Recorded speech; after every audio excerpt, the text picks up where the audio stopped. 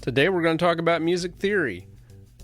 How much do you know? How much do you need to know? Let's get into a complete overview of this tool next.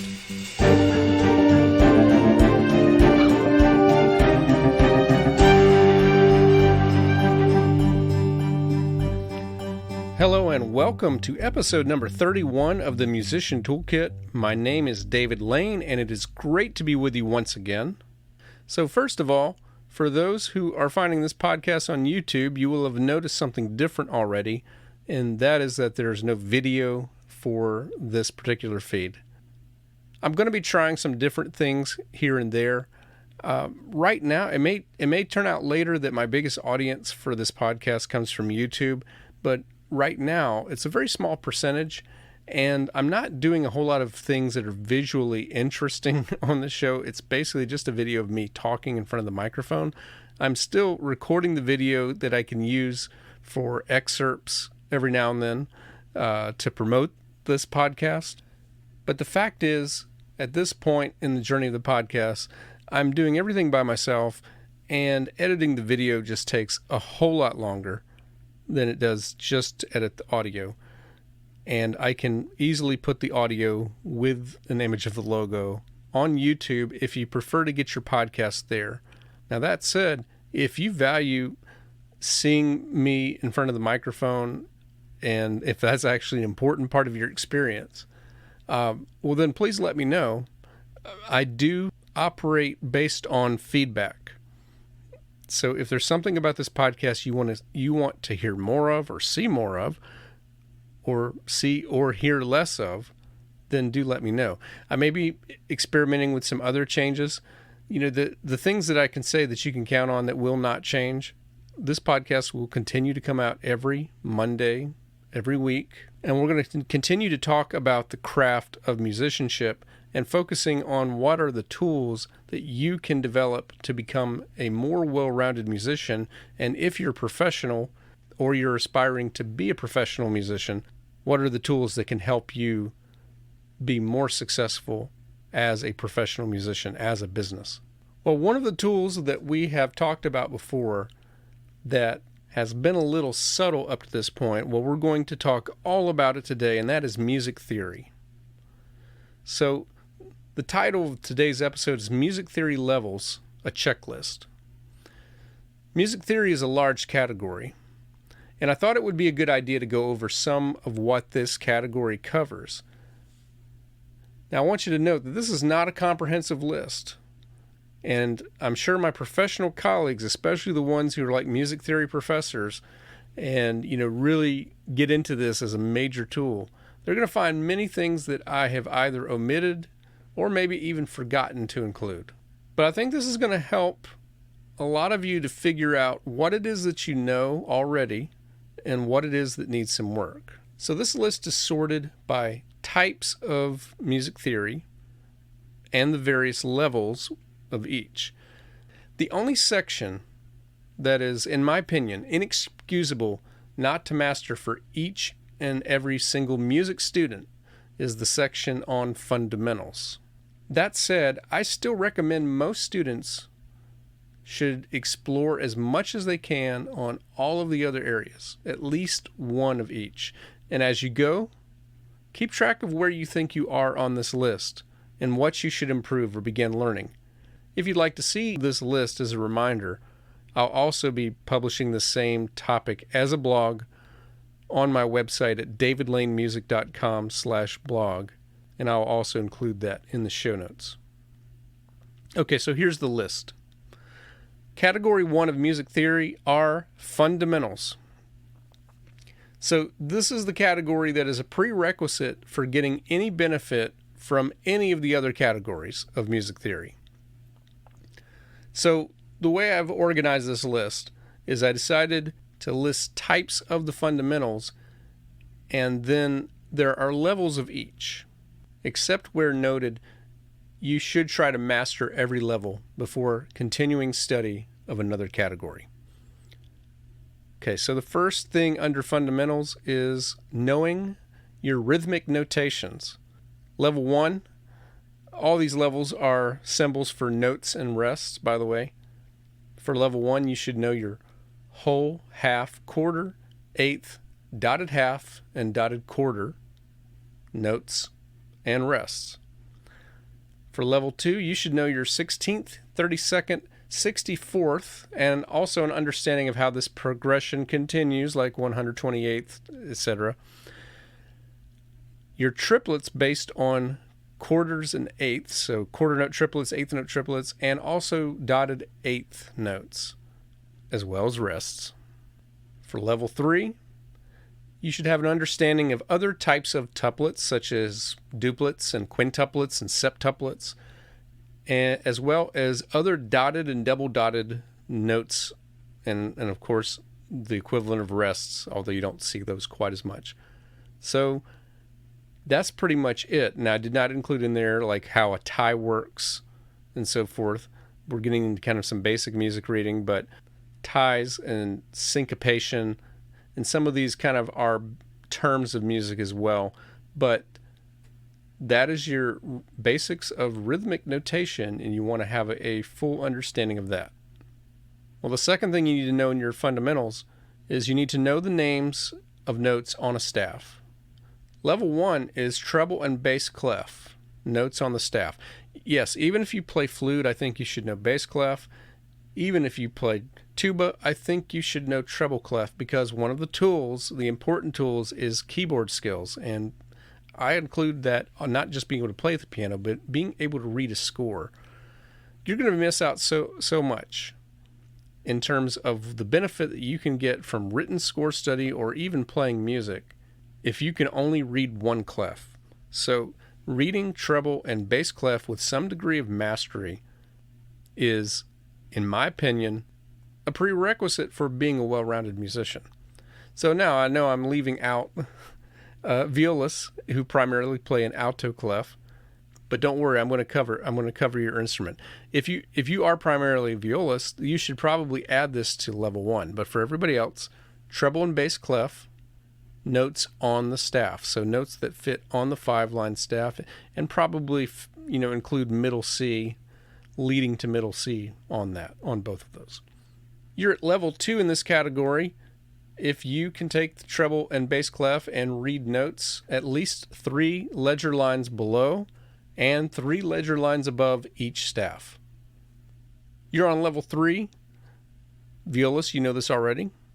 If you can take alto and tenor clef through 3 ledger lines up and down.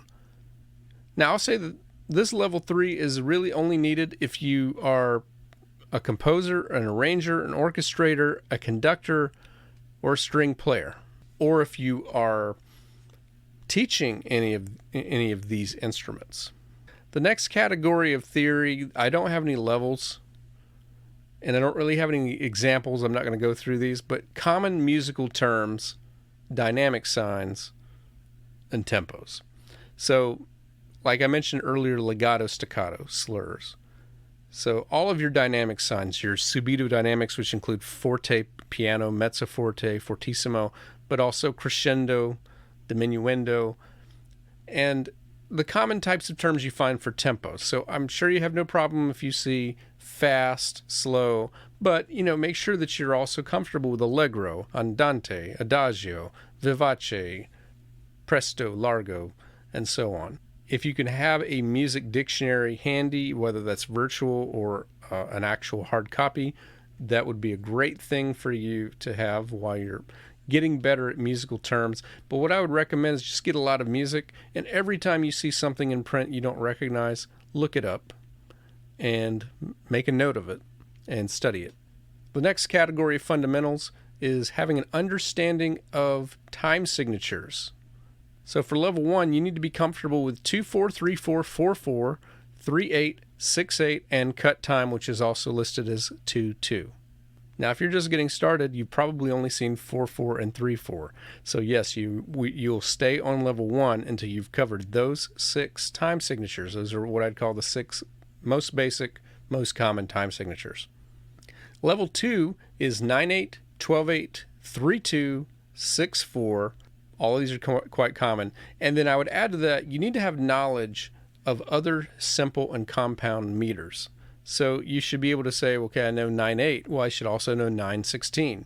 12/8. I should know 12/4. 3/2. I should know 3/16. And so forth. It's just kind of how simple meters work and compound meters work. Again, I'm not going to get into what all these things are. I'm not going to tell you what they are on this episode. We'll perhaps focus on some of these as we go. But this is a list of what you should know. So if you say, oh yeah, I know that, check off that level. If you're thinking, I don't really know that, then write it down, or again, go to my blog, davidlanemusic.com/blog, and find the post with the same title as this episode and print it out. This is a checklist for you. Level 3 is what I would call the asymmetrical meters, 5/8, 5/4, 7/8, and anything else, knowing how you would approach such a time signature and how to read it. And by the way, part of time signature understanding is just not seeing the meter and knowing how you would approach it as a performer, but it would be looking at a measure without a time signature given to you and being able to determine what the time signature most likely is. The next category of fundamentals is key signature recognition. There's no levels for that. You should just know all of your major and minor keys. And by the way, I did a video for YouTube about using musictheory.net, 3 different ways to learn your key signatures. And I would highly encourage you to check that out. I talked to you about which exercises to do and how to set it up. But basically what you're doing is you're studying, naming the key signature when you see a group of sharper flats, saying what the name of it is. You're also constructing a key signature with sharps or flats based on the name of a key. And then you're also applying the key signature by naming notes and incorporating the key signature. So I would highly encourage you to take a look at that. Next category of fundamentals is recognizing types of scales. So if you see a scale and if you were to even play it on your instrument, you would want to know what kind of scale it is. In level 1, you should know your major, natural minor, harmonic minor, melodic minor, and chromatic scales. And you should also know the names of your scale note functions, such as tonic, dominant, leading tone, and etc. Level 2 is you should also have some understanding of pentatonic, whole tone, blues scales, and also your church modes, which is your Ionian, Dorian, Phrygian, Lydian, Mixolydian, Aeolian, and Locrian. Level 3 is at least some familiarity with some non-Western modes, as well as maybe how to describe some synthetic scales that composers have used since the 20th century. The next category in the fundamentals is recognizing intervals. For level 1, you should be able to generally recognize a second, third, fourth, fifth, sixth, seventh, and an octave. For level 2, you should be able to also say whether or not those intervals are major, minor, or perfect. And you should also know about the tritone as well. Level 3 is, other than the tritone, all other augmented and diminished intervals. And if you want to do a bonus category there, looking at doubly augmented, doubly diminished intervals, but hopefully you're not seeing that in music. It does exist, but there's always a better way to have done it if you see it. The next category in the fundamentals is recognizing types of chords. Level 1 is to know major and minor triads in all inversions, and this is for all keys. Level 2 is that you should know in all possible inversions, dominant 7th, major 7th, minor 7th, diminished 7th, half diminished 7th, and you should also know your diminished and augmented triads.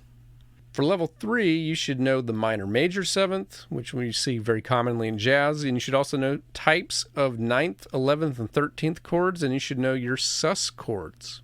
Level 4 is that you should have a system by which to name non-traditional chords, those dissonant chords, and we'll talk a little bit more about that when we get to the harmony section. And the final category of the fundamentals is an understanding of basic forms. So level 1 is knowledge of phrases, and you need to know and be able to identify binary, rounded binary, and ternary forms. Level 2, comfort with theme and variations, sonata allegro, and 5 and 7 part rondos. For level 3, you need to have an understanding of inventions, fugues, song form and trio, or minuet and trio. I will say I don't think that you need to have a full 3-level mastery of the basic forms before you start doing some of these other categories. I think if you get through level 1, maybe even level 2, you'll be okay. And just continue to work on that as you move forward. So now, before we go on to the other major categories of music theory, I just want to say a special note. And that is that unless you intentionally study music theory as a class or have a teacher with a passion for the subject, most students never go beyond the fundamentals. And the fundamentals that encompass what can be years of study. So if you feel like you're still working on the fundamentals and that going on would be daunting, don't worry about that. Just keep working. The good news is that once you have a full measure of confidence in the fundamentals, the transition to these other branches of theory are all very manageable. So here's the second major category of music theory, and that is part writing and voice leading. The craft of constructing a melody and harmony, or harmonizing a pre-existing melody in 3 or 4 voices. At first, it might seem antiquated, especially for modern composers, given that it is a practice best meant to serve a Baroque and classical way of composing. However, even in modern music, the understanding of smooth voice leading, it not only comes handy for writing practical choral music, but it also leads to smooth ensemble voicing even when you're writing for instrumental families such as woodwind, brass, or strings. It also leads to an understanding of how to smoothly move from any chord to another. The bonus is, and I think this is the great part, is that it trains you in being able to compose without the aid of hearing it played first on another instrument. It is so powerful if you can go to a table and compose and be pretty sure of what it's going to sound like when you finally hear it played back. Now, if you're not a composer, it's also a great exercise for learning how smooth voice leading works, and this is going to help you more reliably predict what to play when you're sight reading 3 and 4 part textures and larger. So level 1 is that you need to learn how to read figured bass, have a knowledge of diatonic chords and chord progressions. So diatonic just means it is of the scale. So it's just like, for example, if you're in a major chord, your 1, 4, and 5 tend to be major triads. Your 2, 3, and 6 tend to be minor triads, and so forth. And you want to have some basic ideas of chord progressions, like your types of cadences. Level 2, you should be able to add an appropriate inner voice, such as an alto or a tenor, when you have 3 other parts already written for you. You should be able to add that 4th voice. Level 3 is that you should be able to add 2 inner voices, so a soprano and a tenor, to a pre-existing bass line and soprano melody. Level 4 comes in 2 parts. You should be able to add 3 parts above a bass line, including the melody, or you should be able to take an unaccompanied melody and harmonize it with 3 parts below it. Level 5 is you should be able to do a complete 4-part construction from scratch with the bass line, with the melody, with the inner voices. So that was category 2, part writing and voice leading. Category 3 for music theory, this 3rd branch, is harmony and analysis. Now again, this step is not going to be easy or maybe particularly beneficial until you have not only mastered the fundamentals, but you've at least begun working on level 3 of part writing. And again, that means that you're able to at least know figured bass, have a knowledge of diatonic chords and chord progressions, and able to add 2 inner voices smoothly to a bass line and a soprano melody. So I would at least be comfortable with that much before you start going on to harmony and analysis. So this is the category when you are taking pieces of music and you simply analyze what's there. Now, what you do is up to you or your professor, if you're taking this as a class, as the main objective for studying the music. So here's a sample of some of the things that you could be analyzing. You could identify all of the harmonies and identify all the non-chord tones, either with letter names or with Roman numerals. And when I say that, I don't just mean what is the chord, like if you have a melody in one hand and a chord in the other, but it's looking at all of the staffs. What is the chord being played among all the instruments or between 2 hands of a piano? And then also, what about those notes that don't fit in the chord? How can you categorize them? I personally learned 9 ways to categorize non-chord tones. You probably heard some of them before: passing tone, neighbor tone, pedal tone, suspension, escape tone. So I won't get overly technical, but this is one of the things that you can do. The other thing that you can do is you can identify the form, both the large overall macro form and also the structure within smaller sections. So one of my favorite examples that I use with theory students is the very famous Für Elise by Beethoven. The entire piece is a 5-part rondo with a form of A, B, A, C, A. But the famous A section all by itself, this is the part that all of your non-piano friends will seem to know without any lessons, at least to an extent. This is actually a divided A-B-A ternary form. So you can take that excerpt and you can analyze the form, or you can say how that section fits into the larger piece known as Für Elise. You can also analyze theme and variations. When you take pieces that are in theme and variations, you're just asking how is the theme varied in each variation. Technically, now this is not a rule, this is just a common practice, you should be able to find either the melody, the chord progression, or the bass line as something in common with the original theme. I was taught that you need to, when you're composing, you need to have one of those present in the variation, and you can completely change the other 2 elements. The fourth type of thing you might want to analyze is a detailed melodic analysis. So look at every melodic idea. Is it a restatement or modification? In other words, might it be an inversion, a retrograde, a modal change, a rhythmic change of an earlier motive or theme? Or is it something completely new? You're just taking an inventory of every melodic idea. When did it first get stated, and how did it get manipulated? It's not easy to assign levels since some types of analysis could overlap with others. That said, here's how you might determine your level.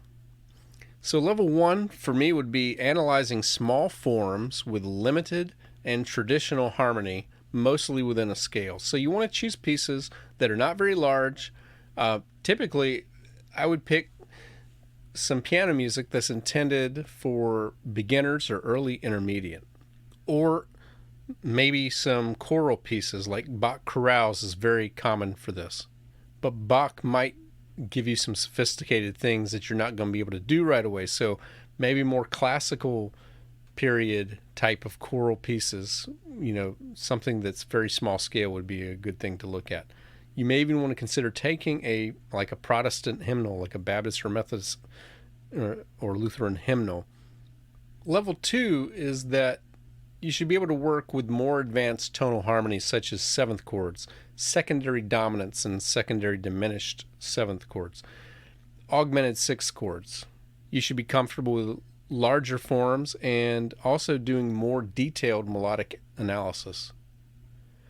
And I included a 2A here. Level 2A is when I would say you would be comfortable studying a jazz score, analyzing within the jazz language of chord names. Good example of that is they don't use a half diminished seventh, they use a minor 7 flat 5. So that might have its own prerequisite for just understanding the language of jazz chords. Level 3 analysis is being able to analyze atonal and polytonal harmonic analysis. Knowledge and experience with tone rows, and experience with a system like Hansen, Vector, or some other kind of analysis where you can keep track of what's going on with the harmony. So that's really it for that category. Now, I didn't mention about, like, if you're looking at an orchestral score, what the instrumentation, all that is. So hang on, that's coming later. That's not part of analysis, but that is its own category. But the next category I'm going to share with you, this is the fourth main branch or category of music theory, is counterpoint. Counterpoint is a branch of theory that deals primarily with polyphonic music, and that simply means that you're playing music with at least two voices that have rhythmic independence. And this branch of theory is actually equal parts analytical and hands-on construction. It's really hard to study counterpoint unless you are doing exercises that involve writing counterpoint. So this is composition intensive.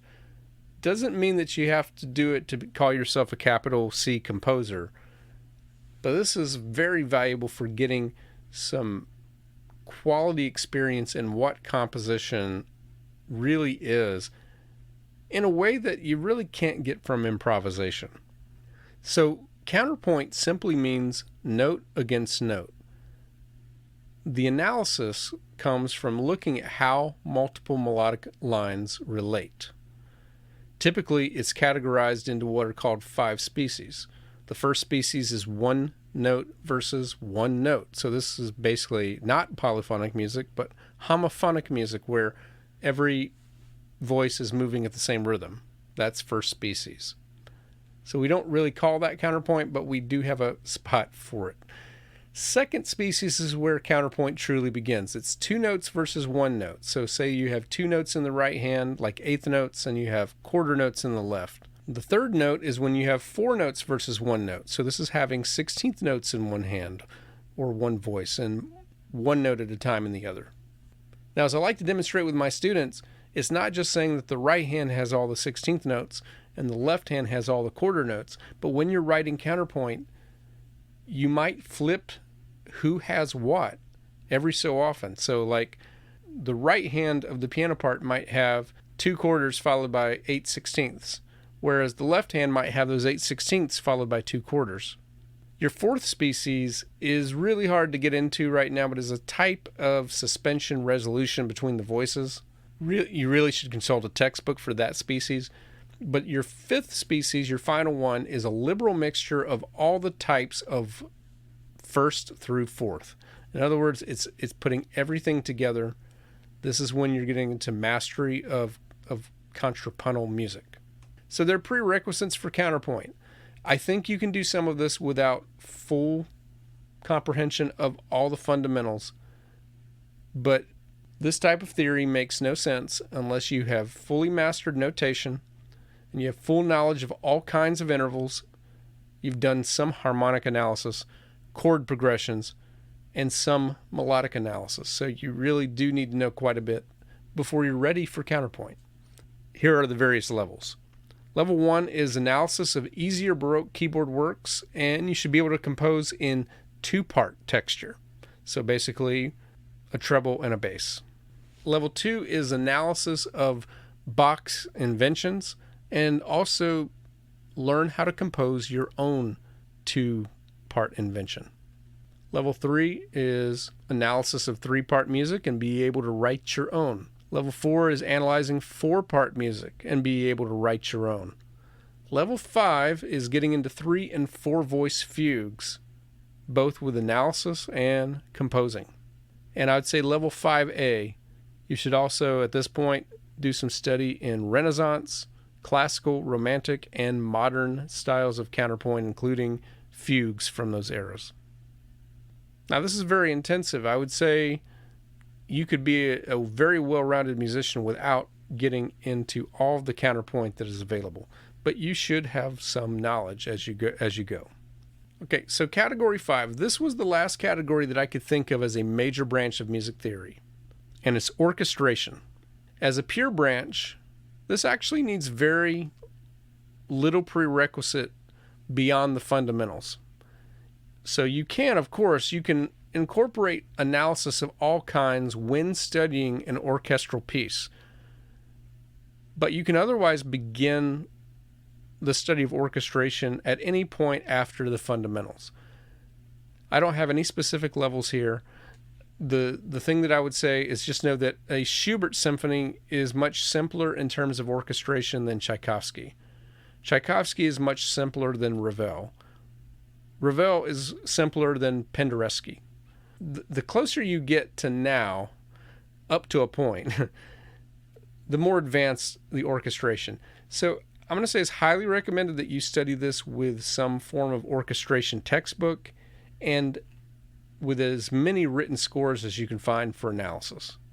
So now here are some things to know. I don't have any levels, but this is just things that you should know as you're studying. So you should know the score order of instrument families and the knowledge of those families. So again, talking about woodwinds, brass, percussion, strings, and your auxiliary instruments like piano, organ, harp, choir. Where do these fit in the orchestra? There is a common order, and it's good to know what they are. You should also know the common European translation for instrument names, because a lot of times if you're studying a score by a German composer, you're going to see German names for the instruments. You should have experience with transposed instruments and how to transpose to C. I talked a lot about a lot of this on my episode about score study with Andrew Callow. But in a lot of scores, for example, the horn is listed as the horn in F, the French horn. And the trumpet is the trumpet in B flat. The clarinet is in B flat. And you're seeing sometimes on a score the way the notes that instrument would actually see when they're playing, which is not the concert pitch of what you'd be hearing. So you need to have an understanding of that. You need to have a knowledge of instrument ranges, both what's practical and what's possible. And you need to have a knowledge of instrument strength and weaknesses, as well as the special effects that they can do beyond simply playing the notes. Things like harmonics in the strings and collegno and mutes and other special effects. So that's the list. Where are you in your study? What do you need to work on?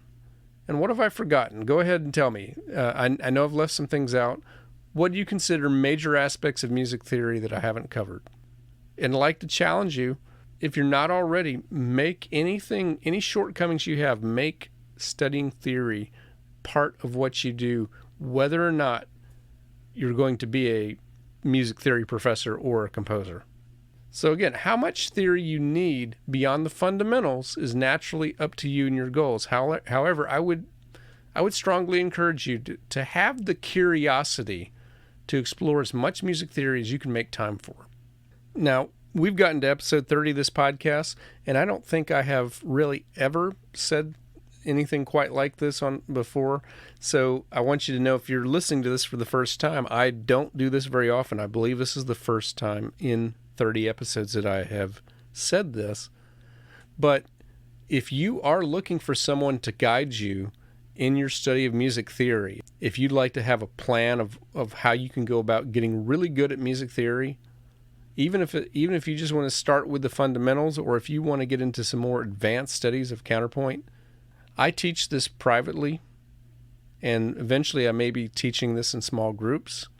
So send me a message if you're interested. If you would like to work with me one-on-one, you can send me a direct message on Instagram at David Lane Music or through Facebook at David M. Lane Music. You can also go to the website for this podcast, which is davidlanemusic.com/toolkit, and you'll see a contact form, or you can go directly to the contact form at davidlanemusic.com/contact. Just a reminder, check out Fonz if you have a studio of any kind. It will help you with your admin, your bill paying, receiving payments, and your scheduling. And that link is in the show notes, and it comes with a free trial. So go ahead and check it out. Well, that's going to wrap it up for episode number 31. I look forward to being back with you again next week. Thank you for listening.